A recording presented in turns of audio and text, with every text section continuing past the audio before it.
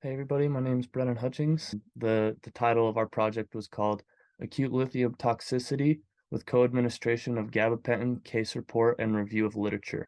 First of all, lithium. We study a lot about lithium. It's used to treat mania. In the mid-19th century, it's been used to treat mania, and even now has become the first line treatment for mania. It also helps treat bipolar, and it's supposed to help decrease suicidal tendencies in mania patients. And the chances of someone getting lithium toxicity, meaning too much in their system, is very rare. And then another drug that we studied for this case report was gabapentin, which is used for diabetes. People who are experiencing epilepsy, nerve pain, and a number of other symptoms because of diabetes will take gabapentin. In this case, in the case that we studied, there was a 63-year-old man. He was taking gabapentin well before he was taking lithium. He had diabetes, but he started to experience some mental health problems and was prescribed lithium. So he was taking both medications, and as soon as he started taking lithium, he started to experience heavy anxiety, depression, and major suicidal tendencies. He was experiencing some of those before, but now they were very, very severe. The symptoms that he started experiencing were side effects of someone who had a lithium toxicity, which again is super rare. And as soon as he was taken off that medication and taken off of lithium, he no longer experienced those symptoms. And so, what we believe to happen and what our hypothesis is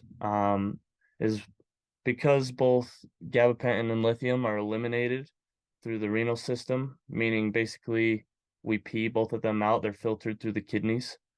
We hypothesized that the reason for the man's lithium toxicity was due to competition between two medications being filtered through the kidneys.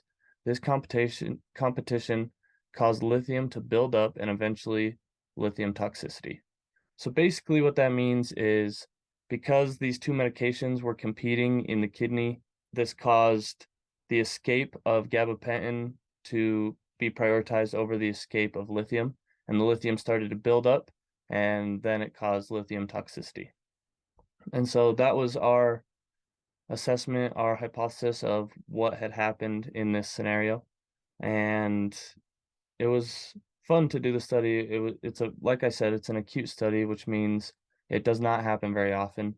The way that I was able to do this study was pretty interesting. My original plan was to do a study of the effects that divorce has on children, and I was going to go through the athletic department and take a survey of the athletic department and their experience with divorce within their family and how that affected them in their childhood life and then entering into college.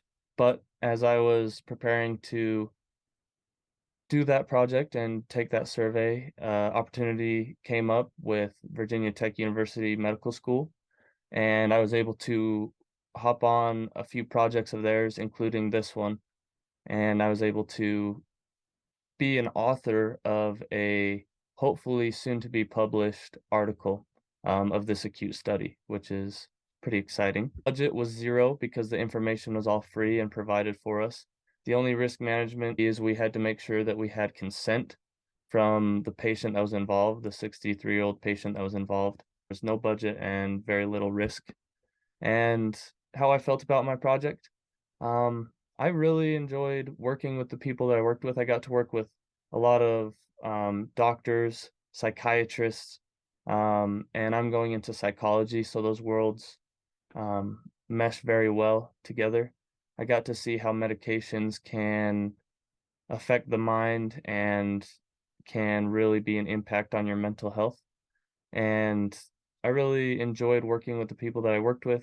The project was hard, it was a lot of research, but I think in the end we wrote a good paper that could benefit potentially someone in the future. If not, it for sure was an interesting case to study. And so that was my project, and hope you enjoyed.